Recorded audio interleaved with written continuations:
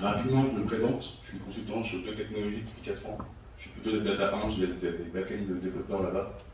Je suis connu pour mon expérience Scala et programmation fonctionnelle, database, architecture data, Kafka et un peu de musique. Et j'ai eu l'occasion de faire deux talks, enfin un talk grâce à une mission que j'ai fait la BNP et pas mal de Scala avec du Kafka. Et un autre chez Nivo qui m'a inspiré du coup ce talk-là à base de TF. Et bien sûr, les petites actus plutôt du moment, on a la DocConf qui arrive fin janvier, qui est un peu notre conférence de technique. N'hésitez pas à aller voir sur le site, c'est assez cool. On a des bouquins après, des formations autour de la bonne pratique de code, de culture code, de clean code et compagnie. C'est des choses qui nous intéressent, on peut en parler maintenant. Et voilà, si tu veux nous rejoindre, petite pub classique. Voilà, donc en gros, ma présentation, il va y avoir 3 choses. Je vais vous faire un petit contexte de ce qu'on va faire. Les bases. Ensuite, on verra tout ce qui va être du Scala, mais avec l'approche orientée-objet. Donc en mode, je suis un dev Java, je passe du Scala, j'ai lu un peu d'articles, qu'est-ce que ça donne. Après, on va avoir des petits concepts fonctionnels qui vont faire écho à ce qu'on voit depuis le début du meetup. Et enfin, on va recoder notre Scala, mais orienté fonctionnel, donc voir les changements qu'on a pu avoir, et dans le code, dans l'archi, etc. Dans les tests surtout. Et enfin, on va mettre des gens un petit peu Donc nous, on prend un petit cas d'usage, c'est un simple ETL en Scala. De manière générale, c'est pas ce que c'est un ETL, c'est pour extract, transform, load. En gros, je vais extract les infos qui viennent des API, d'une base de données, d'un data lake, enfin peu importe la source. Je vais faire les transformations. Par exemple, validation, comme on a pu voir tout à l'heure avec ZIO, des règles métiers. Je vais aller voir comment on transforme des commandes en vente, voir un chiffre d'affaires qui peut se calculer. Et ça, après, j'en ai potentiellement de l'écrire, donc de le charger dans des bases, dans des API, dans des data lakes, enfin whatever. Donc nous, pour ce code-là, on va juste récupérer en fait des orders depuis une API et les écrire dans une DB sous la forme de sales. Et on va essayer d'avoir un peu une approche de clean archi et de solide que je vais définir juste après. Vous connaissez un peu la clean archi ou pas du tout? Ok. Pour ceux qui ne connaissent pas, c'est une manière en fait de voir le code, de structurer un peu le code. On peut l'avoir avec le domaine, les use cases et l'infrastructure. Le domaine est assez important. En gros, dans mon domaine, je vais avoir tout ce qui est entité métier. Donc, typiquement, sur l'exemple de tout à l'heure, ça aurait pu être mon mail, mon numéro de téléphone, c'est les données du domaine, mais bon, rarement modifiées. Après, je vais avoir mon infrastructure qui va me permettre d'accéder à ma base de données, d'accéder à la requête data lake, enfin tout ce qui est les connexions à l'extérieur. Et ce qui fait ma relation à tout ça, c'est mes use cases. Donc mon use case, il a pour objectif par le repository, récupérer de la donnée, de la transformer dans le données du domaine, de faire l'algorithmie, et après de renvoyer l'information. Ce qui nous amène du coup à avoir une structure de code un peu comme ça, où j'ai vraiment un package domaine, un package infra, un package use case, et dedans, dans mon infra, j'ai un repository. On va associer tout ce qui est injecteur. L'adapteur, c'est pour toutes les parties bricolage, genre je vais me connecter à un client particulier, j'ai un token de notification, tout est caché là-dedans. Et après on verra. Nous, notre talk, c'est principalement sur les use cases qu'on va se focus, qui est vraiment la partie métier en fait, qu'on veut manipuler. Ça c'est pour la clean archi. Après, il y a Solid, je ne sais pas si vous connaissez toujours ce principe, c'est des principes liés à la clean archi, sur des manières de bien structurer son code pour le faire évoluer, pouvoir contribuer à plusieurs dessus. Donc ça nous fait qu'on va tolérer les changements, facile à comprendre, et c'est la base un peu de tous les composants software un peu actuels. Et en fait, Solid, c'est pour 5 choses. On va avoir le S pour Single Readability, c'est-à-dire que j'ai un module qui fait une seule chose. Genre, je sais pas si j'ai un get email, je récupère qu'un email, je vais pas récupérer un numéro de téléphone en plus. C'est vraiment avoir, quand je dis l'intention d'un objet, d'un fichier, il fait la chose que j'ai demandé, et pas plus. On va avoir le principe de open close, c'est-à-dire que je suis plutôt ouvert à l'extension et je suis fermé à la modification. Parce que mon corps de programme, il est figé. Par contre, je vais pouvoir peut-être, ah tiens, j'ai fait un cas d'usage sur les ventes, est-ce que je peux répliquer sur les produits, par exemple? Et si mon code est ouvert à cette extension-là, c'est plutôt cool pour le maintenir. Le principe de list-off, je ne rentrerai pas trop dedans, c'est le truc le plus compliqué de Solid, mais en gros, il faut leur tenir comme étant, si ce que je fais, ça marche avec ma classe parent, il faut que ça marche avec ma classe enfant. C'est comme ça que ça marche. Il n'y a pas d'exception liée au passage de la classe enfant. On parlera aussi de programmation par interface. Typiquement, si vous avez des tests ou l'emblème du main, bah, c'est toujours cool en fait d'avoir une interface qui sépare les deux pour pas avoir un bout d'emblème de test dans le main et inversement, vraiment garder cette séparation. Et enfin, tout ce qui est un de dépendance, comment je passe mes dépendances à mes use cases par exemple. Et donc nous, la partie qu'on va voir, ah non, il y avait un bras du coup qui est disparu, c'est pas grave. On va focus sur le dependency inversion, le D de solide. Et on va voir après si la big picture fonctionne. En tout cas, nous, notre talk qui se focus vraiment sur celui-là. Le reste, on dit qu'on les a presque pour acquis et on verra à la fin comment on peut éventuellement les challenger. Donc rentrons maintenant dans la mise en pratique en orienté objet. Donc j'ai vraiment un cas simple, hein. C'est-à-dire que moi mon use case c'est que je vais importer des commandes depuis une base de données et je les compile pour en faire des ventes et après je vais racker ces ventes dans une autre base de données. Enfin une API en entrée, mais c'est pareil. Du coup, en fait, je vais avoir un use case et comme tout en orienté objet, je fais l'interface classique, donc je vais avoir un trait. Et dans l'ordre de mon trait, en fait, j'ai deux fonctions. Enfin, je ne demande qu'une. J'ai l'execute qui m'intéresse. C'est-à-dire, quand je vais vouloir faire mon use case, l'execute, c'est ce qui va porter le détail de mon use case. Donc moi, du coup, il s'est fortement couplé au futur, vu que je suis en mode naïf, un peu Scala, orienté objet, je prends ce que j'ai à dispo. Donc du coup, c'est les futurs pour gérer un effet de bord, un appel un peu asynchrone, je l'appelle API, donc ça prend un peu de temps. Juste pour info, j'ai fait un alias de type, comme c'était dit juste avant, ce côté où des fois les lignes ne sont pas parler avec, et moi j'ai parlé de record return. Ce que je vais renvoyer dans mon use case, c'est j'ai bien écrit 5 instruments d'AS. Et du coup, le hit portait pas trop, je veux dire ça fait un code d'heure tout gros, c'est un 0 ou un 1. Le fait de mettre ça comme ça, suite à la lecture, c'est beaucoup plus clair. C'est une petite syntaxique en plus. Donc voilà, donc là c'est comment j'ai défini mon interface, donc comment fonctionnait un petit peu tous mes use cases. Et voilà, bah, c'est comment je vais pouvoir coder mon use case.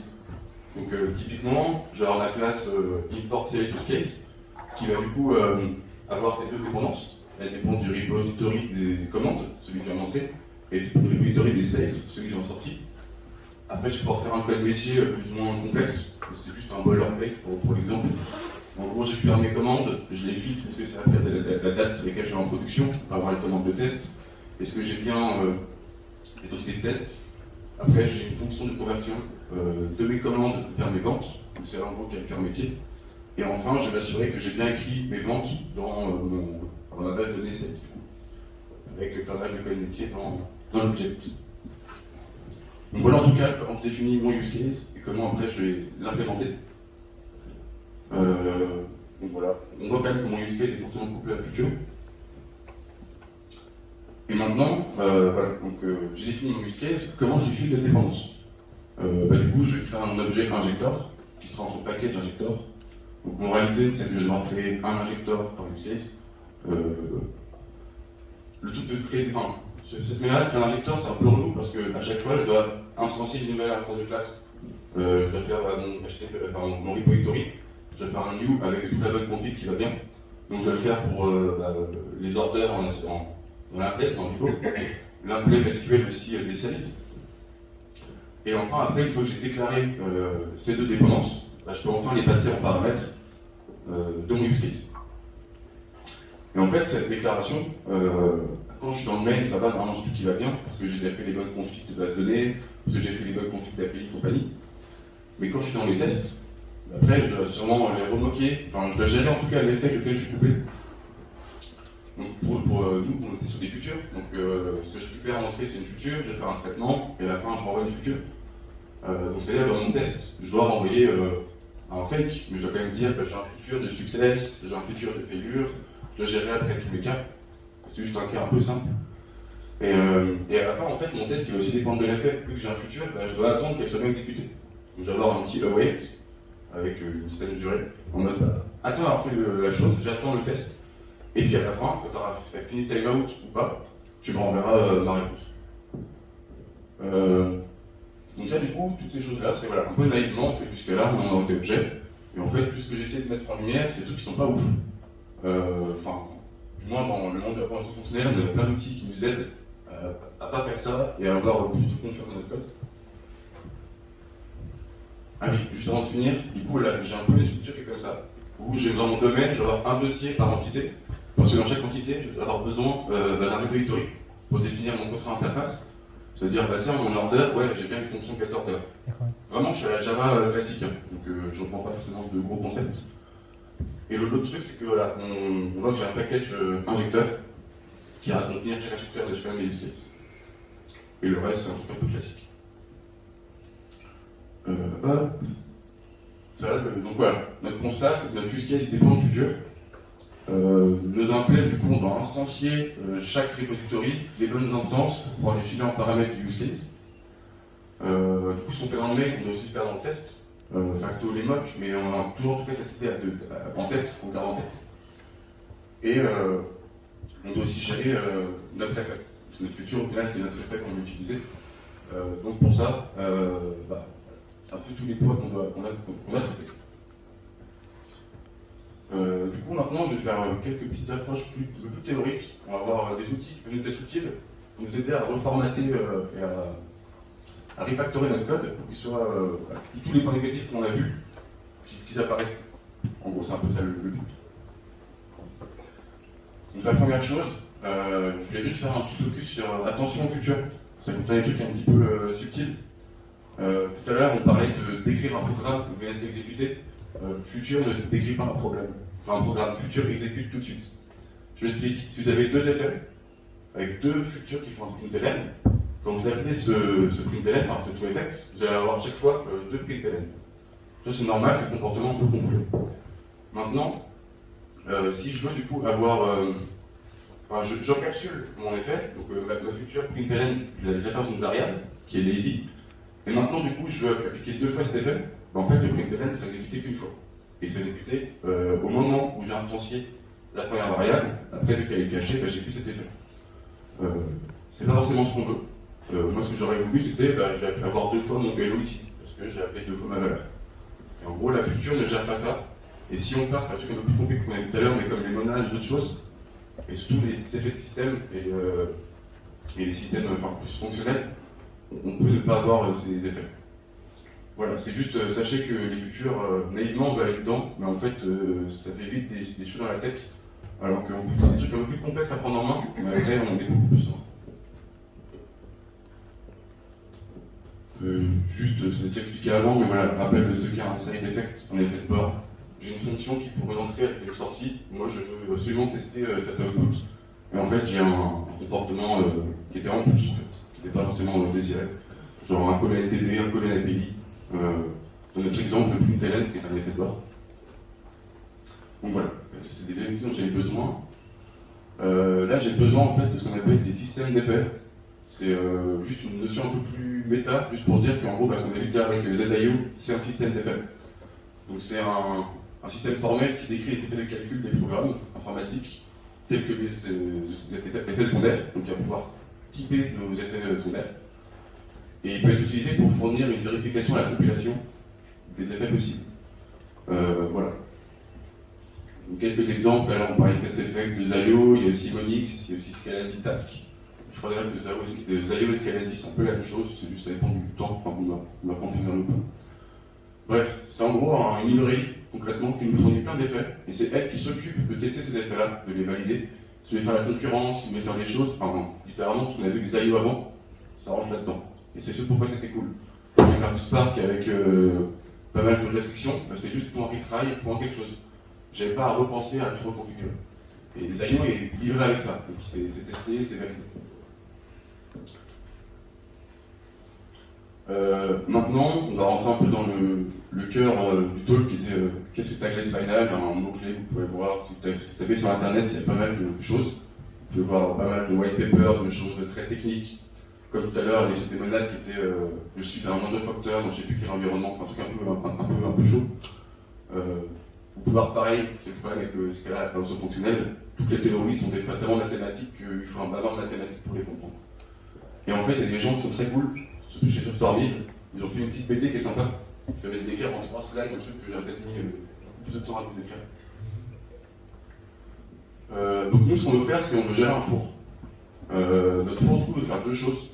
On veut qu'il fasse un truc de préchauffe et un truc de cuisson. Donc c'est ce qu'on appelle un trajet. Peu importe mon four, je veux qu'il me fasse au moins ces deux fonctionnalités-là. Et c'est du coup ce qu'on va appeler notre effet. Je veux un effet de préchauffe et un effet de cuisson. Ça, c'est la première étape, ce qu'on appelle du coup dans Tagless l'algèbre. Ça correspond en fait à toutes les opérations possibles que je peux faire du coup au sein de moi c'est un four. Nous on verra après c'est un use case vraiment pratique. Une fois que j'ai défini mon four et ses possibilités, après j'ai envie de définir un peu les états que je peux avoir sur ma BD, donc j'ai envie de définir mon modèle. Pour ça, tiens, je vais avoir du pain. Du pain il peut être soit cuit, soit pas cuit. Là c'est un cas assez simple, on peut avoir peut-être d'autres choses, est-ce qu'il est bien cuit, mi-cuit, et enfin bref. Théorie du pain. En tout cas, voilà, c'est l'étape où on gère vraiment notre modèle et nos états. Et une fois qu'on a défini ça, après on va pouvoir vraiment définir qu'est-ce qu'on a comme four. Tout à l'heure, on avait des fours un peu génériques. Je veux quoi? Je veux un four à gaz, un four à bois, un four électrique. Quoi. Voilà, c'est à ce moment-là que je vais pouvoir choisir un peu l'implémentation de l'algèbre que j'ai choisi. Et l'implément s'appelle un interpréteur. Donc voilà, j'espère que tu as cette métaphore un peu du four. Au moins la notion d'algèbre et la notion d'interpréteur est assez claire pour vous. Je n'aborderai pas trop le son de modèle, parce que je ne suis pas rentré beaucoup dedans dans l'expérience que j'avais eue dans ma mission. Mais on a beaucoup mis en place l'algèbre et l'interpréteur qui n'ont pas la facilité d'être. Donc voilà, en résumé, il faut vraiment retenir l'algèbre et l'interpréteur. L'algèbre, ça va être le four, ainsi que tous les états qu'on a dans notre four. Est-ce que j'ai le pain qui cuit ou pas? Ça, du coup, ça passe sur. Je vais devoir cuire un pain. Et l'autre chose, c'est les erreurs métiers. Je vais pouvoir les coder aussi. Est-ce que j'ai la bonne température? Est-ce que j'ai en préchauffe, pas en préchauffe?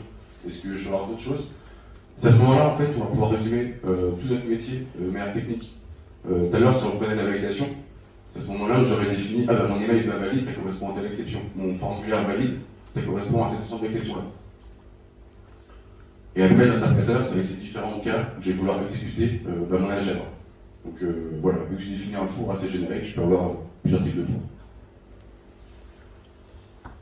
Et du coup, nous, comment on s'en est servi sur notre code qu'on a vu tout à l'heure, ça va changer pas grand-chose. Voilà comment notre use case. Donc en fait, ça nous a juste ramené un f, un paramètre. Donc tout à l'heure, on avait une future, exécute, c'est un futur de A. Maintenant, je vais juste dire, exécute, c'est un f de A. Et donc mon f, je l'ai passé en mon paramètre, c'était mon effet du coup. Ça pourrait être n'importe quel effet qu'on avait dans ZIE. Et voilà, c'est la seule différence que j'ai vue au niveau de mon interface. Au niveau de mon implème, concrètement, toute la partie qui exécute tout, elle ne change pas du tout. C'est vraiment comme tout à l'heure. La seule différence, c'est que ce que je prends en paramètre, c'est plus des classes, c'est des fonctions. Donc mon contrat interface, c'est pas une classe que je dois instancier avec tous les paramètres, c'est je respecte un contrat de type. C'est-à-dire la première, c'est une valeur. Juste renvoie-moi un f de liste de commandes. Très bien. Et la deuxième, c'est que je dois envoyer une fonction qui sait à partir d'une séquence de commandes, comment je fais un f de record reason. Donc ça, après, que je sois dans mes tests, ou dans mon implème, que j'ai différents cas avec une base de données, avec une API en source de sortie, tant que j'expecte ce contrat, en fait, je suis bien. Je peux recevoir des connexions ou d'autres paramètres. Je ne vais pas rentrer dans le détail, mais on a un petit peu mentionné la chose. Là, vous voyez qu'il y a un F avec un 2 points. Je vous dis, c'est modèle pour le fond, on peut avoir plein d'autres choses. C'est les contraintes qu'on veut sur notre effet. Parce que notre F, il est un peu trop large. Et pour pouvoir avoir cette syntaxe en syntastique, il faut que j'ai la contrainte modèle. C'est ce cas-là qui me l'impose. Mais par exemple, si j'ai un code un peu particulier et que je veux que c'est absolument synchrone, je vais dire, ok, j'ai une contrainte, c'est sync. Je clique sur la 5, je vais dire async. C'est un peu là où je veux toutes les fonctionnalités dont j'ai besoin, qui sont fournies, pour rappel, par les fournisseurs d'effets, enfin les systèmes d'effets, donc par CAT, par ZIE et compagnie. Donc voilà. Alors maintenant, comment j'injecte mes dépendances? Parce qu'on a vu tout à l'heure, on a injecté une instance de classe. Là, en fait, je lui file l'effet que j'ai dans mon paramètre, mon fameux f. Donc dans mon applet, je dis, tu vas prendre un IO. Alors moi, c'est un IO de 4, parce que je connais pas trop ZIO, il faut que je code un peu plus d'ailleurs, ça va être hyper intéressant. Mais moi, je suis à l'aise avec 4, donc on va rester sur un truc facile. Mais en gros, c'est le même genre, c'est la même logique que ce que vous avez vu juste avant. Mais en fait, ce que je vais pouvoir les filer maintenant, c'est plus des instances de classe, donc j'ai pu les déclarer. Là, je fais directement des fonctions. Donc c'est-à-dire que mon repository, c'est plus une instance de classe que je lui file, c'est juste un object qui contient mes fonctions. Donc si demain j'ai mon order repository, là autre chose, je sais pas comment Java, besoin de créer une autre classe, ou une autre version, ou je dois répondre dans l'interface, ou avoir plein de choses. Juste j'ai un peu de temps des fonctions. Puis après, la fonction, c'est juste d'avoir bien la nommer, bien la structurer, d'avoir une logique en interne. Donc du coup, pour remettre un peu les termes de Tagless, ça c'est mon algèbre. Et mon Avant, j'avais préchauffe et cuisson, bah là, j'ai juste exécute. C'est ça le vocabulaire de manager. Et du coup, quand j'arrive les dépendances, j'ai créé un interpréteur en fait, qui sera pour le contexte de mail, le contexte de tous les jours. Donc c'est là où je lui file mon effet IO, je lui file les vraies fonctions, qui vont appeler la taille directory, qui font après les effets dans la base, les API, tout ce que vous voulez. Mais par contre, ce qui est vraiment cool, c'est dans mes tests en fait, bah, je peux juste lui filer un autre interpréteur qui est propre à mes tests, qui lui se base sur l'effet ID. Pour info, ID c'est l'élément neutre des effets. C'est-à-dire qu'au lieu d'avoir un A vers un F de A, c'est A vers A directement. Donc ce qui est cool, c'est que j'ai pu m'embêter à avoir un IO en fait. Là je lui file l'ID. Donc je lui file quoi? En entrée, je dois avoir une liste d'orders. Donc très bien, je crée un user order, je l'écris jusqu'à la main, c'est facile. J'ai pas à dans du futur, j'ai pas à gérer mon success, mon await et tout. Et l'autre, c'est que en sortie, je veux moquer voilà, mon nom d'écriture. Ben voilà, c'est le mock, je fais un peu ce que je veux, en tout cas c'est une fonction que je lui file. Ça c'est quand même plutôt cool. J'ai pas à songer, j'ai pas à songer à tout ça, à tout le tests ou de l'implémentation. En termes d'arborescence, je suis un peu plus court. On voit que l'injecteur c'est devenu un fichier du coup maintenant, c'est plus un package. On voit que mon domaine est beaucoup plus simple. J'ai plus un dossier qui contient mon domaine et ses interfaces. Juste j'ai mon domaine. Et mes repos du coup sont plus des classes, sont devenus des repositories, enfin des objects qui contiennent des fonctions. C'est plus une instance qui contient après une méthode que je vais appliquer. C'est juste que j'applique ma fonction directe. Donc voilà, notre constat c'est que notre use case dépend d'un f qui est variable et qu'on peut lui mettre des contraintes si on a besoin. Notre contrainte interface est une fonction ou une classe. Ce fait que le package injector ça devient un object injecteur. Les repos deviennent des objects. Les repositories ne sont que des compteurs de fonctions. Et c'est, je pense, une des forces aussi de cette approche de coder. On a vu que les dépenses étaient quand même faciles à gérer dans les tests. Alors la ID c'est que pour cats effect, mais je pense qu'il y a un équivalent dans ZIO. En tout cas, gérer mon code, j'ai juste à gérer mon code métier. Je n'avais aucun moment à gérer des effets ou des weights ou tout comme ça. C'était vraiment la force de ce pattern. Et du coup, nos tests sont orientés métier. Et en fait, pour conclure, dans notre cas d'ETL, c'était l'exemple de mission que j'ai vécu, c'est ce qui m'a inspiré un peu On a eu l'occasion en fait de tester les deux approches, et on a vraiment fait ce switch au milieu, on a vu du coup les gains que je vais partager là ce soir, avec en plus les pratiques de cleanarchy qui nous ont amélioré notre code. Mais en gros, on teste que notre logique avec une gestion facile des dépendances. Nos use cases sont vraiment traités militairement et ils n'ont pas d'effet de bord. Donc c'est là que je vais pouvoir déporter mes effets de bord que dans la repository. Donc c'est leur but, c'est eux qui font l'action qui est derrière. Et ça c'est quand même plutôt cool. Donc des intégrations ou des end-to-end de ce mid-corridor. Ou après un compte de mon app. Mais mes use cases, c'est des trucs métiers que je gère bien. Et après, la deuxième partie, c'est plus une conclusion un peu globale de tout ce qu'on a vu sur le talk. Mais c'est avec la force de la programmation fonctionnelle et de toutes les théories mathématiques sur lesquelles elle s'appuie, comme la théorie des catégories. On peut avoir des librairies comme CATS, effect, ZIO et compagnie. Ça me permet en fait d'exploiter ces implémentations et comme on l'a vu, d'avoir un code qui est beaucoup plus clair, beaucoup plus lisible, et qui est assez scalable et parallélisable. Ça c'était la raison qu'on avait vu aussi, parce que vu que je suis immuable, en fait j'ai pas de contexte commun, donc je peux paralyser mon code. Et en fait, tout ça, les bout à bout, j'ai un coût d'apprentissage un petit peu élevé, mais j'ai une charge mentale de développement qui est très réduite.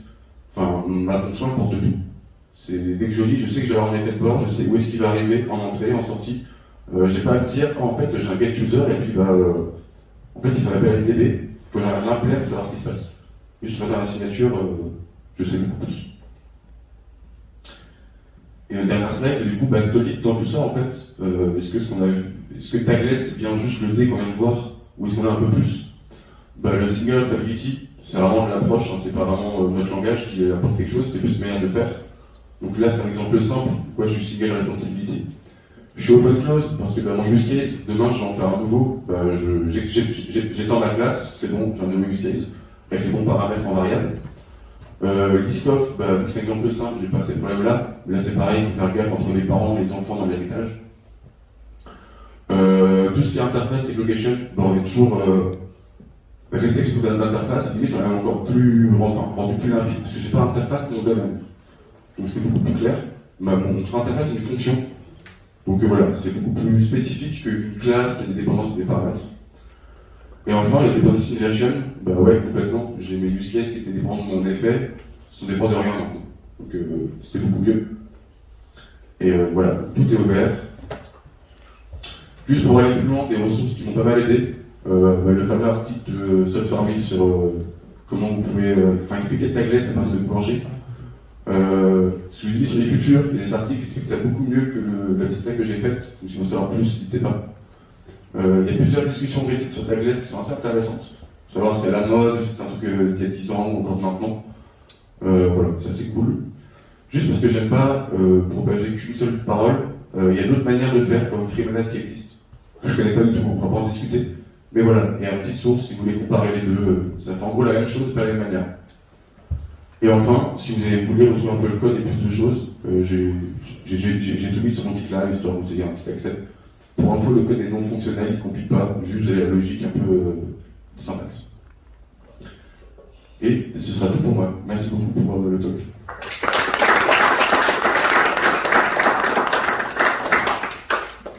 Est-ce que vous avez des questions du coup, par rapport à ce qu'on a vu? Ouais, complètement. Sur ton vidéo, tu n'as pas les slides, quoi. Elles sont déjà présentes, ouais, si tu vas ce soir, tu le sauras.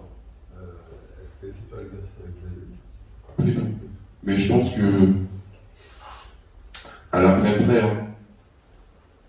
Mais là, tu mets des IO et ça marche. Et tu mets les bonnes fonctions ici qui envoient des IO et ça fonctionne. Après, il faut que je teste, mais c'est comme ça naïvement que je le conçois. Et c'est la force en fait de ta classe. C'est de ne pas dépendre de l'effet. Parce qu'après, tes dépendances, tu crées d'autres fonctions qui dépendent des IO et pas de 4 IO. Et c'est bon, tu l'affiles en paramètre. À tester après, mais naïvement, c'est ce pourquoi c'est conçu. Une autre question?